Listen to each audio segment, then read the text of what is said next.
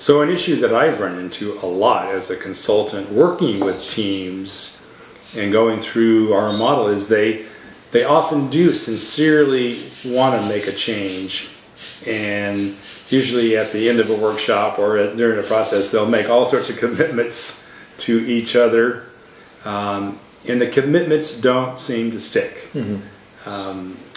Or we'll hear this from managers that, I love my people, but it drives me crazy that I make a commitment with one of my employees, or they make commitments, and I know they're sincere when they make them, and then half of the commitments fall apart. And I may be generous saying that half are kept. So how do we approach helping what do we do to make sure that commitments are made and kept? Well, I think I'm more skeptical than you are.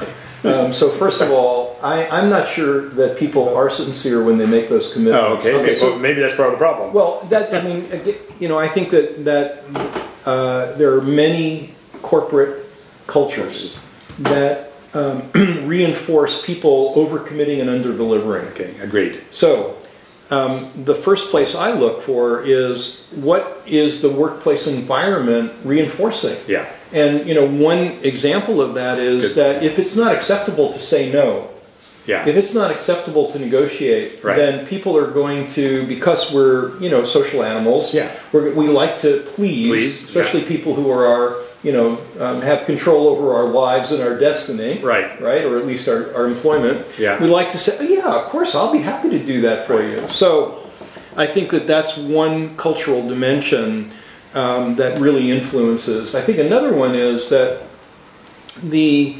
disincentives for telling the truth, or for saying, I can't do that, but I could do this, are so strong that people again are trained to not make a commitment in a realistic way.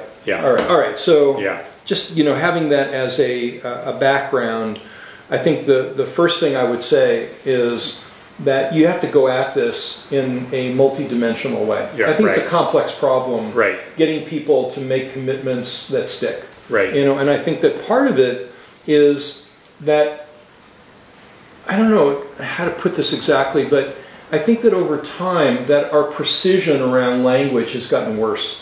And what I mean by that is that I think that I've watched this over 40 years, that back 25, 30 years ago, when management by objectives was something that most good companies at least had a passable interest in, and many of them lived or died by it, you were taught how to make a commitment. You never made a commitment like, yeah, I'll get that to you.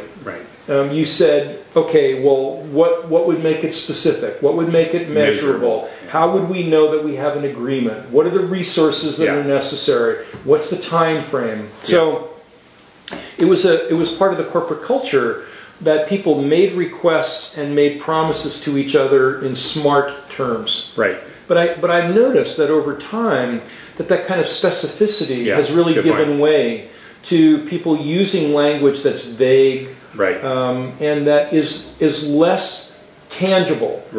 Okay, so I think a really good place to begin is in making it a requirement when people make promises to each other that they do it in ways that are going to follow those rules, the rules of language.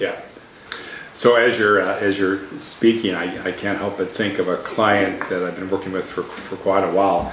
Their culture, it's a wonderful company. They've been very successful up to this point, and their culture is kind of based around all sorts of some real cultural norms. One of their sayings is, anything is possible. We are a can-do company. We never take no for an answer, and it's really worked well for them. But there is a downside to it, and the downside is, as you can probably imagine, they commit to things they don't have the resources for. They overpromise, and it's really catching up with them. And to their credit, they're beginning to really come to grips with. They want to keep the good parts of